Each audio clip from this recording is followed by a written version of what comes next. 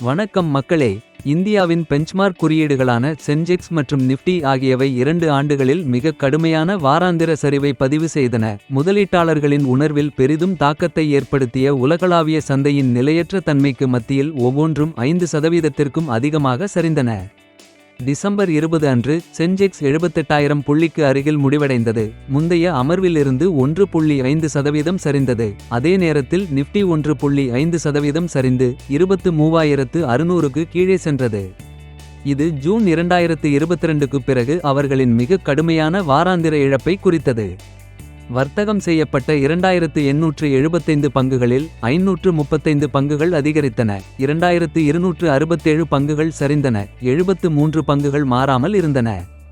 74 பங்குகள் அதன் 52 வார உச்சத்தை எட்டின. 70 பங்குகள் அதன் 52 வார குறைந்த அளவை எட்டின.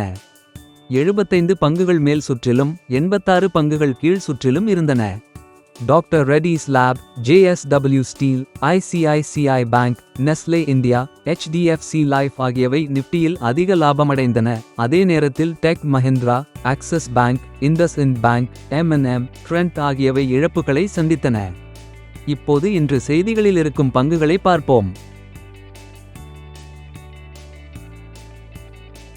MTAR டெக்னாலஜிஸ் நிறுவனத்தின் சமீபத்திய 226 கோடி ஆர்டர் வெற்றிகளால் பங்குகள் 6% உயர்ந்தன. தனது தூய்மையான எரிசக்தி மற்றும் விண்வெளி பிரிவுகளுக்காக இந்த ஆர்டர்களை பெற்றது. General insurance corporation of India வர்த்தக அளவின் அதிகரிப்பால் பங்குகள் 17% உயர்ந்தன. சுமார் 1 கோடி பங்குகள் பரிமாற்றங்களில் கைமாறியதால் இந்த பங்கு வர்த்தக அளவுகளில் ஒரு எழுச்சியை கண்டது. டாக்டர் ரெட்டிஸ் லேப்ஸ் பங்குகள் 1.5% லாபத்துடன் முடிவடைந்தன. இந்த பங்கு தொடர்ந்து 3வது அமர்வுக்கு அதன் உயர்வையும் நீட்டித்தது. இந்த காலகட்டத்தில் 9% உயர்வை கண்டது. சஜிலிட்டி இந்தியா சர்வதேச தரகு நிறுவனமான ஜெஃப்ரீஸ் சஜிலிட்டி இந்தியாவை பாய் மதிப்பீட்டுடனும் ஒரு பங்குக்கு ₹52 இலக்கு. முந்தைய அமர்வின் இறுதி விலையான ₹43.9 ஜெஃப்ரீஸ் விலை இலக்கு சுமார் 18% உயர்வை குறிக்கிறது. இதன் விளைவாக நிறுவனத்தின் பங்குகள் வர்த்தகத்தில் 3% உயர்ந்தன. பிரெயின்பீஸ் சொல்யூஷன்ஸ் ஃபிர்ஸ்ட் கிரை ஆபரேட்டர் பிரெயின்பீஸ் சொல்யூஷன்ஸ் 3% லாபம் ஈட்டியது. உள்நாட்டு தரகு நிறுவனமான JM ஃபைனான்ஷியல் ₹692 இலக்கு. விலை இலக்கு முந்தைய அமர்வின் இறுதி விலையிலிருந்து 14% உயரும் திறனை குறிக்கிறது.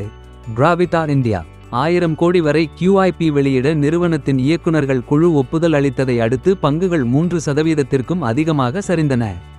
2096.20 என்ற விலையில் 47,70,537 பங்குகளை வெளியிட வாரியம் ஒப்புதல் அளித்துள்ளது. சீமென்ஸ் இந்தியா பங்குகள் 10%த்திற்கும் மேலாக கடுமையாக குறைந்தன. டிஜிட்டல் தொழில்களுக்கான விநியோகச் சங்கிலி தொடர்பான பிரச்சினை காரணமாக இருக்கலாம்.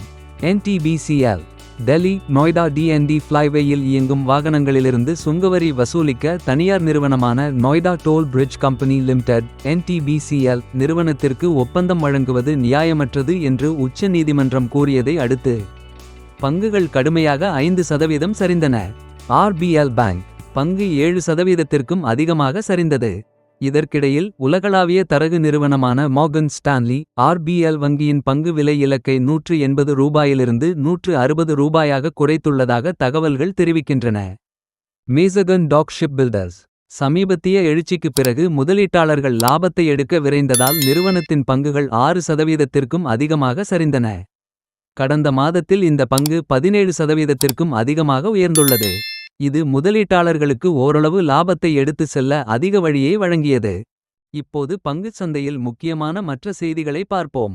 நிஃப்டி 50 பங்குகளில் 48 பங்குகள் எதிர்மறையான வருவாயை அளித்தன. 30 பங்குகள் 5% அதிகமாக சரிந்தன. 2 நிஃப்டி பங்குகள் மட்டுமே டாக்டர் ரெட்டிஸ் லேப் மற்றும் சிப்லா ஆகியவை இந்த வாரம் லாபத்தை பதிவு செய்தன. மோபிக்விக் பங்குகள் அறிமுகத்திற்கு பிறகு 37% உயர்ந்து ₹605 எட்டிய பின்னர் இலாப முன்பதிவு காரணமாக வெள்ளிக்கிழமை 5.7% சரிந்து ₹510.30 இருந்தது. ஜீரோதா நிறுவனர் நிதின் காமத் மிகவும் எதிர்பார்க்கப்பட்ட மார்ஜின் டிரேடிங் வசதி தொடங்கப்படுவதாக அறிவித்தார்.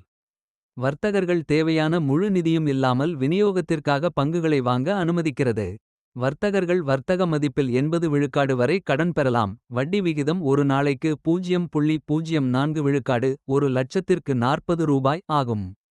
இன்றைய செய்தியை நீங்கள் ரசித்தீர்கள் என்று நம்புகிறேன். பங்குச்சந்தை புதுப்பிப்புகளுடன் மற்றொரு வீடியோவில் உங்களைப் சந்திக்கிறேன்.